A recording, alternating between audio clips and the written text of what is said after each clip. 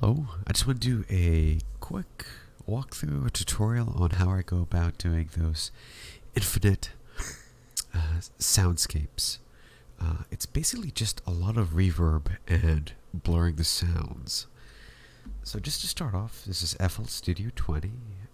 It's not a free program, but there's some really, I guess like it's one of the bang for your buck budget programs out there if you want to create music, soundscapes, do some effects. This is something I've been using for a very long time and I've grown accustomed to it.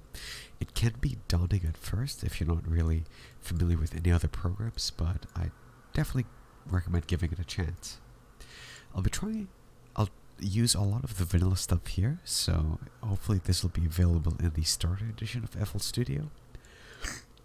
So right off the bat, I'm just going to insert, so I was just doing some tests here, so let me just delete this, and let's just insert it back again. So I'm just going to right click on this, insert, and we're going to go to 3x Oscillator.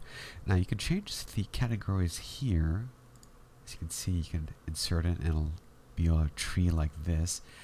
I kind of like to have it as a tree because it's like condenses everything like this. So I'm going to find Synth Classic 3x Oscillator. Alright, I'm just going to delete this as well here. And this is just a very basic synth setup.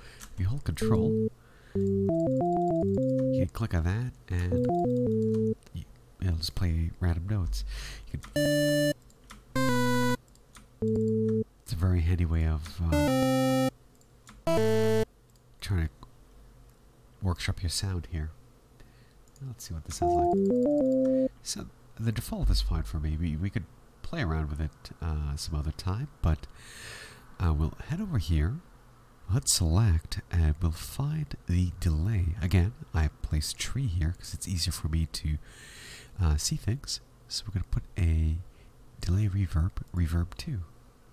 Now this is one of my most used effects in FL Studio. It just adds such a wonderful texture and breath towards everything. It's almost like blurring the sound, like I push it back into the distance. So I'll just go to my piano roll and just, you can already hear. So if I go back here, oh, I placed this in my master. You don't really want to do that. Let's just delete this and just re-add it back to channel 1. You can see this is how you add with the effect stacks. It's going to be, so we're going to click on this, add that back, and this is muted here. Put this here. A little bit of echo. And we can go to presets. There's a bunch of stuff here. You won't have this. This is what I've created. But let's go to Cathedral. You can see everything's changed. And let's play this. Very far in the distance. Now, what wet is think of this as like blurring in Photoshop. So if you bring this all the way up, it sounds very blurred. The dry is the sharpness. So if we bring this all the way down, this is the mix. So we won't hear the note, we'll only hear the blurring or the reverb.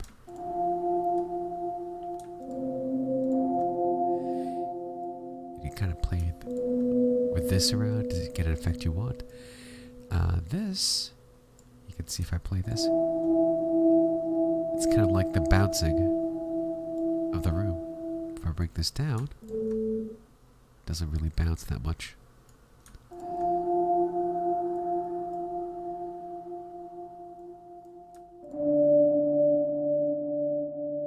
This, I believe, is mono and stereo. I could be wrong. So let's add this here. This sounds a bit better to me.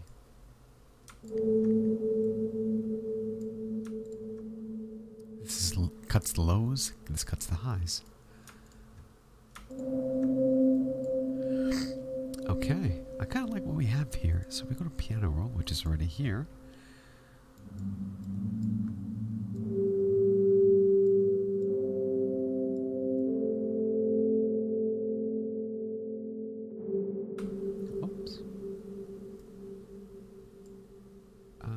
Let's just use this.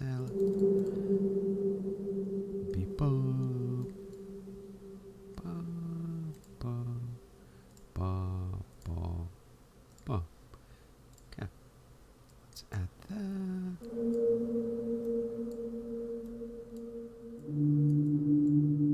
It's just a random tune here, just to hear how this would end. I usually like going back up to the root. Oh, that's not a root. We'll go back to the start here. Let's see what this sounds like. A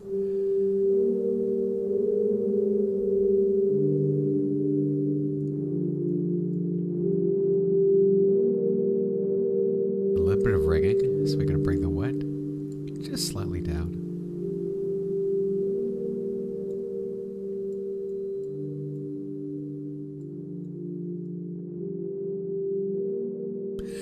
And if you want more of that VHS sound, there's something called a delay 3.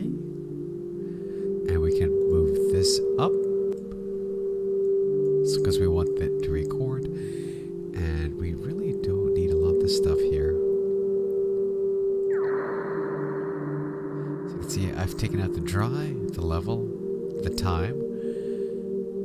But I'm modulating the time. So you can see it kind of warbles a little bit.